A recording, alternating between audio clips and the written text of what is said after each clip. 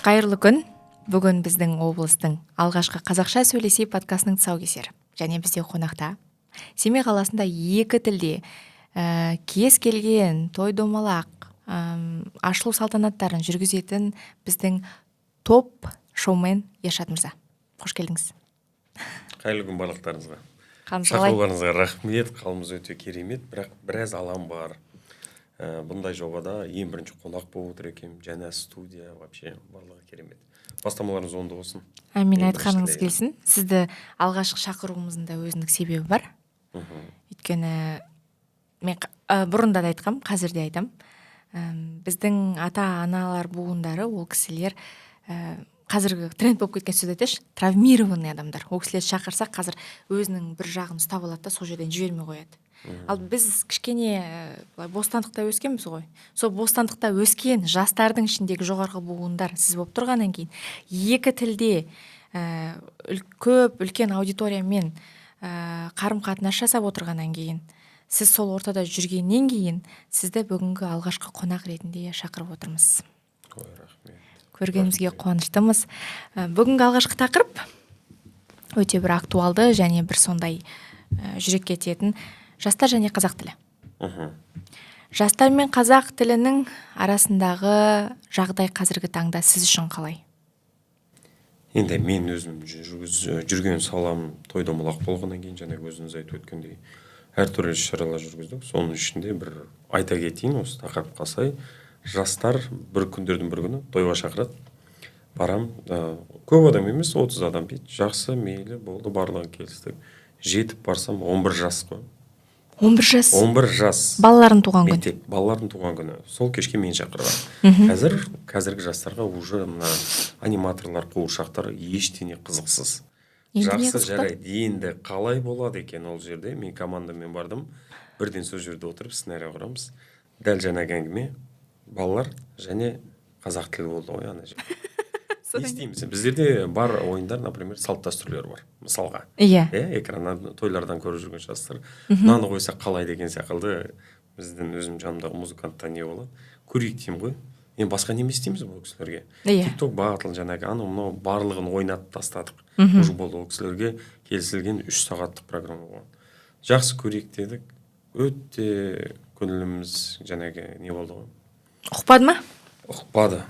Ана ойынның не екенін, қалай кіру керек екенін, мысалға мақал-мәтел деген бір ойындар бар тойда қоятындай. Ол жерде енді заманауи форматта подходын басқалай кеп, жаңағы басқалай ұсынып оларға ненеттік, алып келдік, бірақ жаңағы ойынды оғатындар ұқты, бар бір-екі адам болды, арасында мысалға 5 адам, бір екеуі ғана қанша қалған 3, ана жерде не істеу жүргенін білмеді. Қонақта ылғи 11 жастағы балалар. 11 жастағы балалар. Қазақ тілін білмей тұр ғой. Қазақ мектебінде оқи ма? Өздері қазақша оқиды. Қазақша оқиды. Мектептерінің бірі, енді оның атын атап айтпайды. Бұл енді үлкен сондай қасірет негізінде.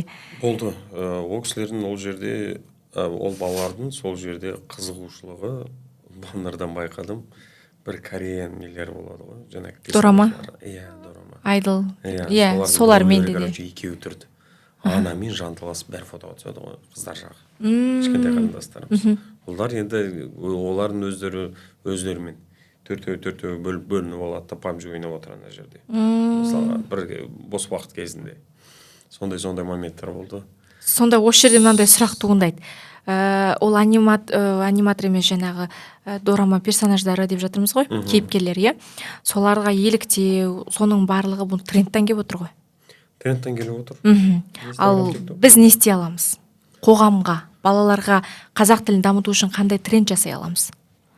Осы жағына қатты көңіл бөліп, негізі қазіргі таңда жақсы дамып келе жатқан осы Instagram, TikTok, YouTube арнасында бізде қазақша подкасттар пайда болды. Қазақша стендап, жайдарман, сол жағына көп еліктейтін адамдар, жастар бар.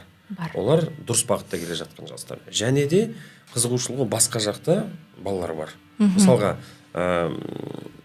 алатын болсақ, поэзия қызықтыратын жастардың ортасы олар бір бөлек жүреді. жайдарманға қызығатындар бір бөлек, жаңағы әзіл қалжың енді стендап барлығы бір жерде дейік. Мысалға суретшілер бір бөлек жүреді деген сияқты. Дәл жаңағыдай орысша сөйлеп біраз ойлауға біледі, орысша қалыптасқан мышление дейміз ғой. Сондай жандар өздері бір бөлек жүреді. Өзі орта сондай. Мен қандай да бір жерге барған кезде, мысалға, кімнің ойлау идеологиясы қандай деген сияқты сұрақ болатын болса, бірден адамға 10-ға дейін санаш дейсің. Бәрібір қай тілде ыңғайлы, сол тілде. Мысалға, сізден сұрасам, сіз бірден 1, 2, 3, 4, 5 деп қазақша санап бересіз. Ал менің ұлым бар, мысалға, өз ұлым бар, Ернияздан сұрайтын болсам, ол орысша санап беруі мүмкін. Үйде орысша сөйлесесіздер ме? Негізі қазір қазақ мектебінде, қазір 1-ші сыныптан бастап ол толықтай қазақ тілінде сөйлеп жүр. Ал оған дейін тәрбие ода ютубтан болуға, тіл байлығы жаңағы. Сол себепті сәл орысшаланып кеткені бар. Осы жерден байқаймыз, біздің бала-шағамызды ютуб тәрбиелеп жатыр. Иә? Ал бала-шаға, міне осы жерде үлкен бір сондай проблеманы алып шығайықшы. Бала-шағаны ютуб тәрбиелеп жатыр. Сонда біздің үйдегі әке, аналарымыз жалқау ма? Неге ютуб тәрбиелеп жатыр? YouTube тәрбиелеген кезде тіл байлығын дамытатын YouTube қой. Оны YouTube тәрбие береді деп, қандай да бір тәрбие береді деп ойламын. Жоқ, кейбір адамдар бар екен. Енді айтпай, мысалы, 10 адамның ішінен біреуі бар екен. Балаларына телефон бермейді.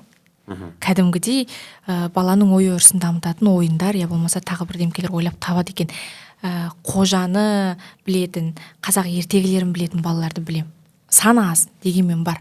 Сондай нәрсе неге жоқ деймін да, сонда аналарымыз жалқау ма? Сіздің әйеліңізге тиіп кетейін деп жатырмын ба? Мен білмеймін. Мен өзім өз тараптан оған былай қараймын. Мысалға, бала-шаға енді күнделікті күйген тіршілікпен жұмыс басты боласын, ары-бері жанталасасын. Сол себепті кейбір кезде емес, көбінесе ондай нәрсеге көп көңіл уақыт бөлуге уақыт тапшы болып қаламыз. Бала тәрбиесіне. Иә, бала тәрбиесіне. Именно бала тәрбиесіне болғанда жаңағы осы қазақилық жағын дамытып, жаңағы ертегілер оқып деген сияқты. Сондай жағынан. Басқа кездері енді басқа жағынан көңіл бөлу әрине болады. Мысалы, қараңыз, сіз де бала болдыңыз. Сіздің де әке-шешеңіз сіздер жасап жатқан жұмысты жасады, еңбек етті. Бірақ сіздер орысша сөйлеп кеткен жоқсыздар ғой. Бірақ сөйлей аламыз. Сөйлей аласыздар, бірақ күнделікті де қолданбайсыздар. Осы екі жерде белгілі бір метод әсер етті ғой.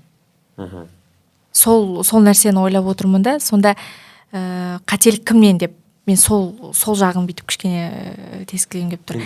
Менің ойым, мысалға, дәл қазір үйде YouTube көріп, орысша сөйлеп жүрген бала, егер ата-анасы өзара қарым-қатынастары қазақша болатын болса, ертең өсе келе міндетті түрде қазақша дамиды о бала. Ал егер жоқ, жаңағы баласына әрмен қарай өздері орысша сөйлеп кетіп, жаңағыдай қалатын болса, ондайше сәл нелер болады. Орысша менталитет, жаңағы орысша қалыптасып қалуы мүмкін. Негізінде, мысалы, біздің балалар көретін мультфильмдердің барлығын қазақшаға аударуға тырысты ғой. Бірақ қазақша аударылған нұсқасын көрмейді. Орысша нұсқасын көреді. Сонда енді оның алдында бала орысша қабылдап үйреніп алды, одан кейін автоматты түрде орысшаны тыңдайды. Мүмкін әр отбасында ата-ана мен бала арасында күнделікті қазақша деген уақыт болу керек пе екен, иә? Сондай бір нәрсе қосу керек пе екен? Мысалы, балалардың арасында қараймыз ғой. Көлік деп айтып қалсаң, ол не деп естері шығып кетеді. Машина десең ғана оғады. Тағы бірдеңке де қалсаң бүйтіп естері. Ол бірақ балалар емес, үлкендердің де арасында бар. Иә? Арасында көп нәрсе бар. Мен сіздерге айтайын. Қандай нәрселер бар? Айтыңызшы. Екі тілді жүргізуші болып жүргеннен кейін енді біздер өте қалай кейбір кезде бар ғой, жылаған келеді кәдімгідей, тойда бар ғой. Шақырады. Иә. Ершат осылай, осындай қуанышымыз болып отыр. Екі тілде болады дейді. Жақсы, жарайды. Барасың, бірақ екі тілде тек қана той иесі ғана орысша сөйлейді. Ал қонақтардың барлығы 70%, 80% қазақша оқып тұр. Ал сіз жүргізесіз? Мен ол жерде тұрамын да, қазақша жүргізіп кетемін. Иә. Басында деп келемді, одан кейін бір той иелерін шақыратын момент болады ғой, жаңағы той психологиясы дейді.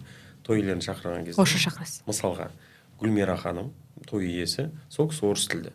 Сол себепті той екі тілде болып отыр да. Например, это получается чисто ради вас, мы здесь на русском будем вести деп, жаңағыдей уже әзіл ретінде бір тиісіп аласың, жаңағы тақырыптың басын ашып тастайсың, ол кісі қазақша түсінеді, бірақ орысша сөйлейді.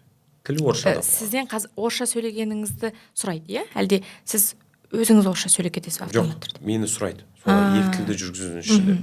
Ал енді мен өзім барған жерде халыққа қарайсың,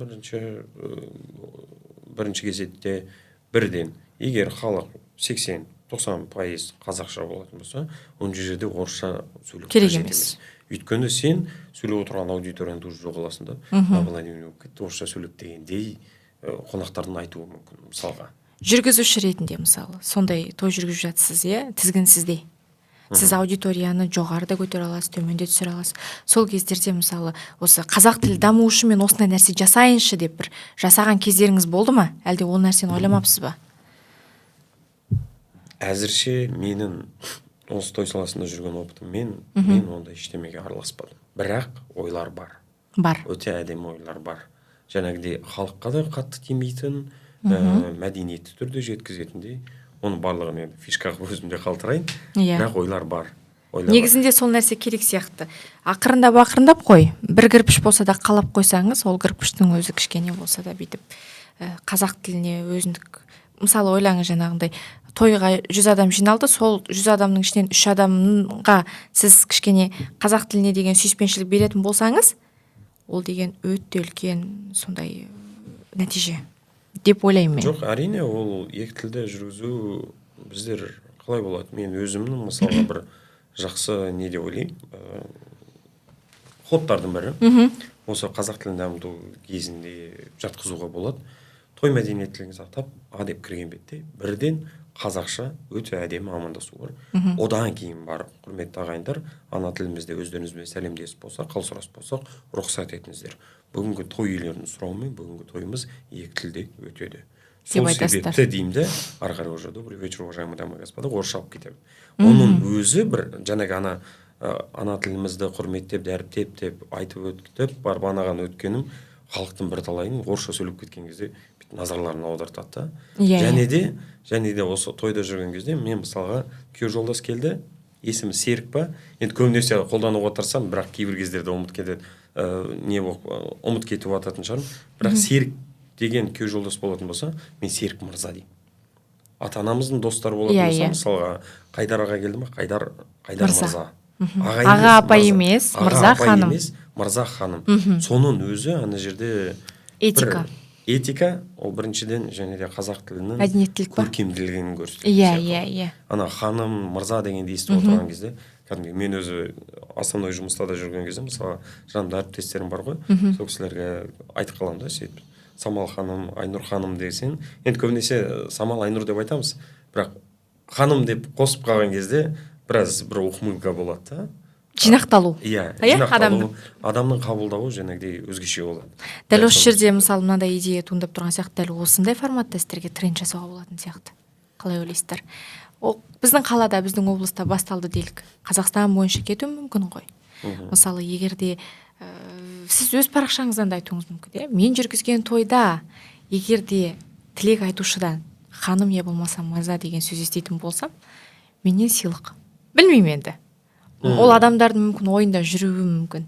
Бірақ ол сізде де андай қосылу болу керек та, айтқан кезде, мынау адамда сондай айтып жатыр деген сияқты. Енді бұл менің өзімнің нұсқамда негізінде деп қарап, ойлап, жаңағы шын айтасыз, мәдениеттіліктің нышаны көрсетіп тұрады сол жерде. Енді сол тренд жаққа қайтадан кішкене бет бұрсақ,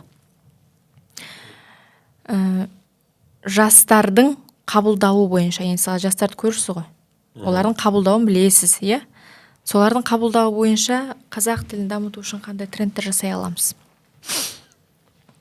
Ойлану керек. Өте бір қызықты тренд керек. Тренд болатын болса, қазір алып кетеді. Жаңартып отыруға болады трендтарды. Жаңартып отыру керек. Қабылдауы қандай жастардың? Бұлай деп қабылдау өте тез жастардың. Тез қабылдайды. Иә. Инстаграм, тиктокна социалды ақпарат құралдары дейміз ғой, иә? Иә. Солар арқылы жеткізілетін нәрсе, ол жастарға тез қабылданады. Тренд жаңағы қызықты болатын болса, әрмен қарай ол өршіп дамып кету өте тез дамытуға солай болады. Қазірдің өзінде мысалға біздің қазақстандық көптеген әншілер, мысалға Мирас дейміз. Жүгінусов. Иә, Мирас Жүгінусов. Садрадин. Солардың әндері қазақша тілде барлығы. Қандай тамаша. Керемет. Қандай тамаша, керемет. Оны жастар айтып жүр. Иә, жастар айтып жүр. Соны еліктеп тойда айтатындар бар мысалға. Иә. Бірақ бір жыл айтыным, извините, у меня есть песня, какая десең, песня Садрадина хотел спеть дейді ғой. Оған дейін орысша. Оған дейін орысша. Ән қазақша. Ән қазақша. Енді қалай жасаймыз? Сонда мен әншілерге айтамыз. Соның өзі бір қандай да бір жетістік деп ойлаймын. Әрине. Орысша сөйлейтін бала келеді, ән айтайыншы осылай деп. Орысша келіп хабарлайды, саған білдіреді. Жарай, жақсы, кейін іздеген кезде әні қазақша болып шығады ғой. Негізінде қазір мен де байқадым, жас Қазақстанда жас әншілердің арасында сондай қазақ тіліне дамытуға үлесін қосып жатқандар өте көп. Райым, байқаймын, жақсы мәнді тақырыптарды жастарға түсінікті қылып жеткізу. Сонда мен мына жерде маған мынандай инсайт келіп отыр да, жастарға жеткізу үшін жастар шығару керек па деген. Біз үлкендер түк жасай алмаймыз ба? Біздің қолымыздан түк келмей отыр ма сонда? Жоқ, үлкендер жаңағы орта дегенге байланысты ғой, енді олар жастар травма жаңағы өздері бір бөлек қалай айтса буын. Сол буыннан біреу үздік болып алдыға шығатын болса, соның артынан жүретін адамдар көп болады.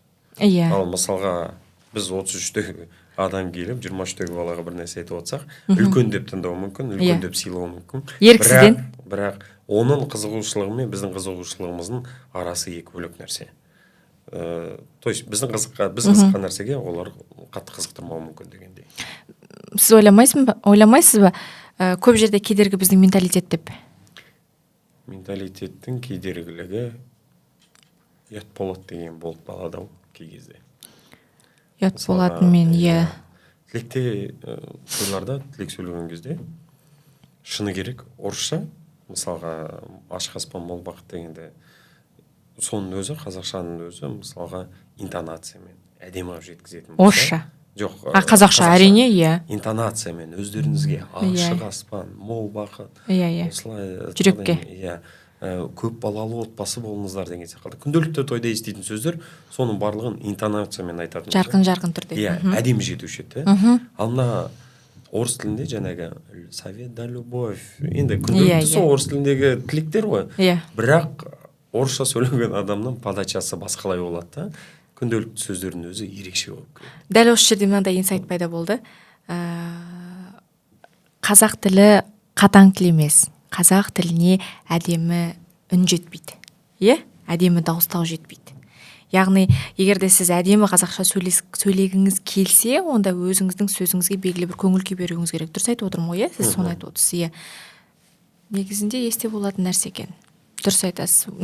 Мысалы, жүргізушілер әр тілек айтушыны, жастарды, үлкендерді барлығын көреді. Сондықтан естеріңізде болсын, тілек айтқан кезде дауыстарыңызға әдемі үн қосыңыздар, сонда сіздің қазақ тіліңіз әдемі шығатын болады. Сонда бұл жерде мынандай, сен не айтқаның маңызды емес, сенің қалай айтқаның маңызды. Дұрыс. Орыс тілде солай әкеліп жатыр, бізде сөйтіп алып кетсек болады. Тілекке шыққан кезде қорықпай, ол жерде сіздің туған туысқандарыңыз, немесе досыңыздың туған туысқандары. Ертең сізді ешкім сөкпейді. Мысалға, мол бақыт, ашық аспан тілеймін. Екі бастардың үшеуі болсын, ауырмандар, ең бастысы денсаулық. Ол жай ғана адамның өзінің бір подачасы, ерекше базар. Осы жерде біздің менталитет кедергі болып тұрған жоқ па? Кедергісі бар. Ұялады. Әңгіме содан бастады ғой. Ұят болады дегенде. Қатты сөйлеуге болмайды. Қатты сөйлеуге болмайды, жаңағы сондай нәрселер. Кім мынау жұлқынып тұрған? Кімнің баласы? Не жеп өскен? Қайда пісіп шыққан? Сондай моменттары болады ғой. Өзіңіз үйде балаларыңызбен қай тілде сөйлесесіз? Қазақша. Сізге қазақша жауап бере ма? Қазақша жауап береді. Енді ұлыммен анда-санда орысша айтып қалатын бар ұлыма. Себеп? Кішкентай кезінен ютубты қарап өсті, сол себепті. Жоқ, сіздің орта-ортасында орысша айтып қалуыңыз ұқпай қалады деп ойлайсыз ба? Орта-ортасында неге орысша сөйлеп қаласыз? Екі тілде той жүргізгеннен кейін ба, менде былай кезде мышлением кейбір жақтарда ойлауға білетін орысша тезін кетеді. Орысша айтып жіберемін ғой. Жылдам орысша, Ал мысалы, дастархандағы асты қызанақ қияр деп айтпайсыздар ғой? Жоқ. Помидор, огурцы, иә? Огурцы, помидор. Иә. Сонда көрдіңіздер ме? Бірдей нәрседен басталып тұр. Жастар және қазақ тілі, бұл жерде тек жастарды ғана кінәлай берудің қажеті жоқ. Бұл жерде кінәлі ата-ана, бұл жерде кінәлі ата мен апа. Жаңағы мен неге дастарханды мысалға келтіріп отырмын, бұл бізде күнделікті барлығымыздың енді күнделікті көріп берші, алшы, жеші деп айтатын нәрсеміз. Сондықтан етті жарайды, ет, нан деп айтуымыз мүмкін, бірақ көбінесе груша, банан, алманы алма деп қалуымыз мүмкін, виноград, Чуть-чуть елқылмын, сотымда бер жүрінде шайылмез ондай. Қияр деп айтатын болдық деп па? Жүзім деп айтпаймыз. Жүзім деп айтпаймыз. Қызанақ қияр десе балалар төбеңе қарап отырады. Қайда қызанақ? Ал есіктің алдына шыққанда балалармен ойнатуға шығасыз ғой. Сол кезде качеляға отырайық деп айтасыздар. Ана жерде птичка ұшып барады дейсіздер. Или болмаса жарайды, сол құстың атауын қазақша айтпайсыздар ғой. Көгершін деп айтпайсыздар ғой, қарға, көгершін, торғай деп айтасыздар ма? Жоқ, енді құстардың атауы сол несімен дейді. Бұл жерде қалай айтса болады? Жүріңдер магазинге келейік дейміз. Ата-аналарымыздан жоқ, мен дүкен деп айтамын. Кішкентай қызым дүкен деп айтады. Өте жақсы. Көбінесе магазин деп кетеді. Мороженое аламыз, балмұздақ емес. Балмұздақ емес, мороженое. Осы жерде біршама енді қателіктер көрініп тұрған шығар. Үлкен проблеманы шешу үшін үлкен шешім іздеудің қажеті жоқ. Үлкен проблеманы ақырын шешімдермен шешуге болады. Мен байқайтын, мысалы, кофе, кофейняға барайық, кофейняға, кофехана қандай әдемі, кофеханадан кофе алайық. Жарайды, кофе ол өзі атауы қай тілде де ол кофе. Кофехана деп айтатын болсақ, ол да кофейня сияқты әдемі ғой. Бар болған кофехана. Қантпен, қантсыз, ыстық, суық, салқын кофе, мұздатылған кофе, әдемі ғой. Бірақ сол айтылмайды. Енді бұл жаңағы сіз айтып отырған сөздер менің ойымша дәл қазіргі мына қазақ тілін дамыту қалай айтсақ болады, жобасына септігін қатты тигізе қояды деп ойламаймын. Өйткені үлкен буын біздердің ата-аналарымыз мысалға, олар сол кезден бастап дәл осы сөздерді тура осылай атаған. Бірақ ойлау қабілеттері, идеологиясы қазақша болған ол кісілердің. Болған. Одан кейінгі буын мына біздер мысалға, біздердің кезімізде шыны керек ұят болды, орысша сөйлей алмау. Сол себепті қаланың баласы болып анда-санда орысша сөйлеп айтпайды. Қазіргі таңда екі тілде жүргіземіз. Қазіргі таңда екі тілдеміз. Ал келер жастарына өзі екіге бөлінеді. Кейбіреу жоқ, қазақша сөйлеген өте әдемі, ол трендта, жаңағы қазақ киімдері мысалға осы былтырғы жылдан бастап қалай үгіт насихат жасап, әдемі. Керемет шапандар шағып жатыр мысалға. Мойындай. Ол да бір тренд болды. Осыған еліктейтіндер бар.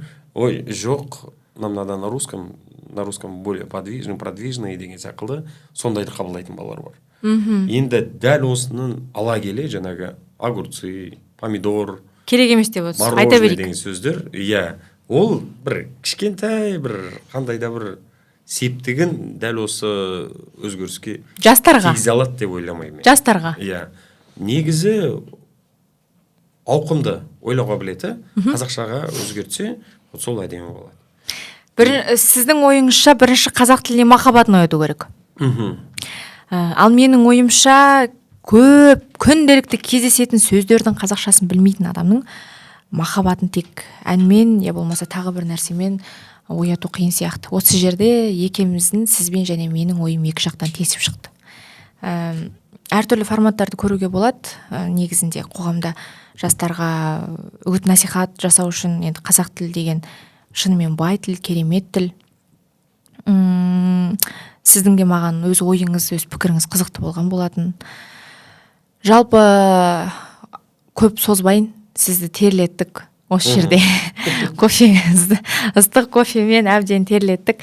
Енді осы 90 сөздің тоқ етері өзіңіздің бір идеологияңызды ұсынсаңыз, жастар және қазақ тілі арасында қандай көпір жасай аламыз?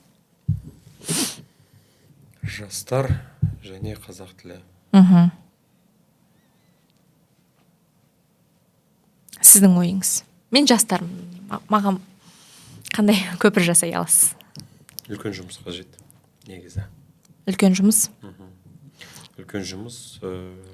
Жаңағы әңгіме барысында айтылып өткендей, жастардың көбінесе қабылдауы, жеңіл қабылдау, ол сол жаңағы тренд, ақпараттық жүйелер арқылы бір қандай да үлкен ауқымды пиар жасау керек. Пиар жасау керек. Нақ қазақ тілі туралы.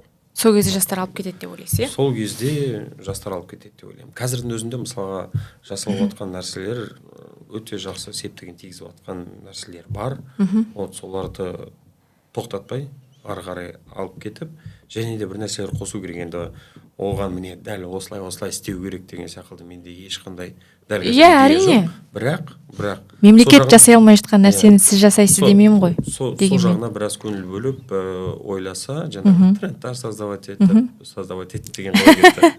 Тренд жасап, сондай жағынан дамытуға болатын сияқты. Және де біздер той саласында жүріп, мысалға бірден қазақшаға кет қалуымыз керек ау. Екі тілде жүргізбейші. Ал мен негізінде тойды мүлдем тілекті қысқарту керек деп ойлаймын. Тілекте батаның өз тілек. 3 адам бата берді, сол өз тілек. Қалған адамға тост берудің қажеті жоқ. Тойдың шырқын бұзады. Ол менің ойым. Алдағы уақытта той жайын барлығын ашып, жетік талқылайтын боламыз. Сіздерге бүгін жастар мен қазақ тілі арасындағы кішкене сондай әңгіме болды. Бүгінгі подкасттың тақырыбы да сол. Дегенмен де Ершат мырзаға көп рахмет. Сіздің де өз ойыңызды білдік. Сіздердің буындарыңыздың ойларын білдік. Не ойлайтындарыңызды барлығын. Енді дәл бүгінгі біздің подкасттың әсерінен біршама адамдарға қазақ тілін жақсы көру үшін әсер етеміз деген ойдамыз.